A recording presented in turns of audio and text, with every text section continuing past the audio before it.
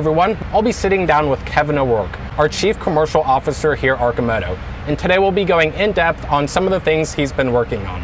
Don't forget to like, subscribe, and comment, and also go to arcimoto.com/IR and sign up for that newsletter. All right, let's go talk to Kevin. Thanks, Nico. Appreciate it, and certainly appreciate the time here to talk about the commercial story with Arcimoto. For me, I've spent my entire career in the automotive industry. I like to joke around and say that I was actually born into it because I kind of was. My entire family's done nothing but. So for me, the progression into EVs was only natural based off of the things that I was doing in my past life with, national service contracts, national auto parts partnerships, as well as electric vehicle sales with other companies. And for me and my team, what our major focus is on the day-to-day is commercial in its entirety, right? So when you think of what it takes to have a commercial partnership be successful within this industry, it's not just selling vehicles. It's much more than that. It's finding the right partnerships with the right customers, but also finding the right support services that go along with that. So once these customers have these vehicles, how do I get them serviced when they're out on the road and something may go wrong with a flat tire or things of that nature? How do I help them with commercial insurance programs? How do I help them with telematics systems and making sure that their drivers are on the road safely every single day?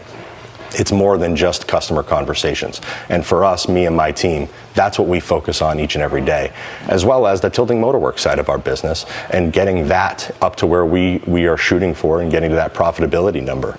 And the TMW team has done immensely well, and I'm super proud of the Arcimoto team and how we've all molded in together to just go after this commercial journey and conquer it. So over the last couple years, Arcimoto's really been finalizing the Deliverator design, as we see right here. How do you see the multiple vehicle variations sitting on Arcimoto's Platform 1 design really benefiting into the commercial space going forward? It's probably one of the most important topics that we talk about every single day between myself and the product design team and the ways of manufacturing the vehicle, right? Because all of those things have to come into consideration when you look at the design. You have to make sure that it, number one, is functional for the customer. Number two, is replicable, and we can do this easily. And then number three, that we can produce it in mass quantities, right? So when we talk to these commercial clients, the design of the product is forever ongoing. This is something that will never just stop and we say, we now have a perfect commercial vehicle that solves every problem. It's going to be this continual evolution of changes along the Deliverator platform, right? So when you look at this vehicle here, we have our sedan version of the Deliverator. It's fantastic and it solves a lot of problems for certain types of businesses. But we can also expand upon that. So now you look at putting a box type Deliverator where it's just a little mini box truck on the back instead of this type of setup. Now it allows for a lot more things. For example, going after restaurants who are currently struggling since COVID hit with being able to bring that delivery business in-house, not having to bring that to the third-party aggregators. But the biggest problem is they can't control the temperature or the quality of their food when it leaves their building. So if we put a box on the back of this vehicle and find a way to implement temperature control for that food, we have now solved an industry-wide problem that the solution doesn't exist today. Yes, so those are all things. And we've talked about the hot box Deliverator yes. for pizza delivery, specific applications such as that could help the commercial fleet situation. Exactly. During your time in this role, you've definitely conducted a whole lot of research on in the commercial space for Arcimoto. How big of an opportunity do you see this becoming? Yeah, the total market opportunity is almost limitless, right? When we look at the amount of commercial vehicles that are on the road today, specifically in the final mile delivery space, we're looking at hundreds of thousands of units that are being used every single day across the country. So we, as Arcimoto, if we look at that and we say, well, what do we want to capture and what's a good goal to start with? Even if we looked at a number that's as small as 1% of that total market opportunity, we're still looking at tens of thousands of units.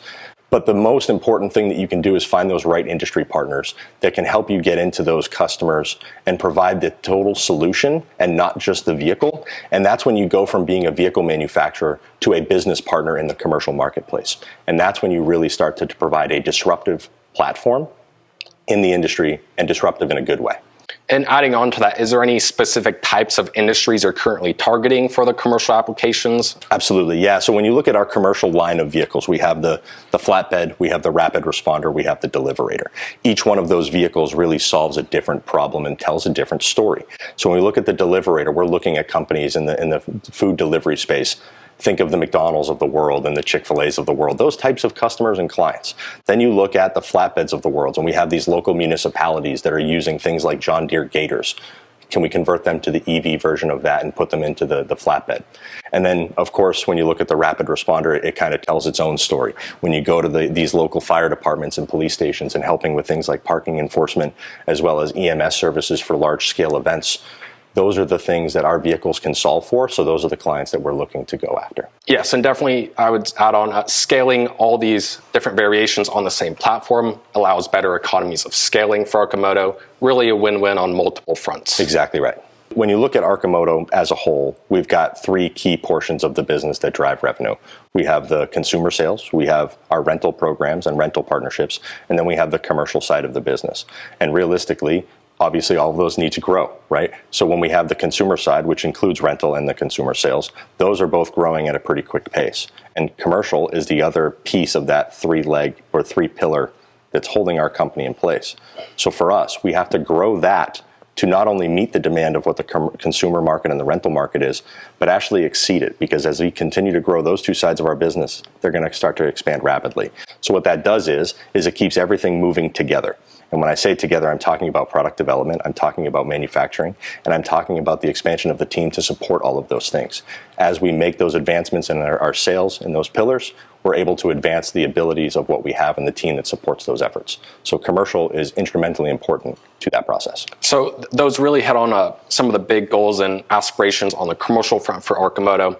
So what would some of the benefits from the commercial fleet owner's perspective be? When you look at the commercial space, these fleet managers and owner-operators are tracking literally everything on their day-to-day operations, their vehicles. So how many miles am I putting on it? My cost of maintenance for not only oil changes and routine maintenance like tire rotations and tire replacements, but also those emergency repairs. When you look at an EV, you substantially decrease the cost and the opportunity to have to do those repairs because there's a fraction of the amount of moving parts and things you have to maintain. So first and foremost, they will see an increased savings in how much money they pay out every month in those maintenance costs. Then you look at things like fuel costs and what it would equivalent to on the charging side versus how much it costs to fill your tank, especially with the gas prices the way that they are today. Substantial savings for these owner and operators. But now let's look at right-sizing the fleet and what that does specifically. So let's say that I'm operating a Ford Transit 150 cargo van for my final mile delivery. If you look at the Deliverator platform and the cost of what it takes to acquire that larger vehicle and the cost of what it takes to acquire a Deliverator, not only are you allowing yourself to actually put more vehicles in the field because of the amount of savings that you're putting into place, you're able to optimize your efficiencies. So it's not at this point about saving money, it's about how much money you can add in on top for your bottom line revenue every day and how you can expand your business by taking those savings and putting that money into the right place. And part of your job has really been educating the potential commercial consumer on those benefits. Absolutely. Yeah, I mean, let's be honest. This is a market that it really doesn't exist today in the United States, in my opinion. Overseas, different story, but when you look at the US, very ripe for innovation. Exactly, yeah, I mean, we're on the cutting edge right now, and we're really changing the way that the industry views sustainable transportation and mobility. And I think we're really paving the way to be a leader on that front with this platform right here. Absolutely. Can you give our stakeholders some insight on how the fleet financing may go for the commercial fleet operator? Yeah, of course. So, this is one of those situations where it's a lot of forward-looking statements. And of course, I'd love to sit here and get into big details, and right now I just can't. But what I can tell you is that the financing, leasing, or rental portion of the commercial market is instrumental to the success of Arcimoto, right? Customers don't want to have to look at the purchase of 3,000 vehicles and have to write one lump sum check for those vehicles. So it's about us finding the right partners within that space, which is something that we are absolutely working on today to try and isolate those partnerships and being able to go to our customers and say, here's the program that we have. It includes your leasing, rental, or financing part of the vehicle. It includes your telematics services.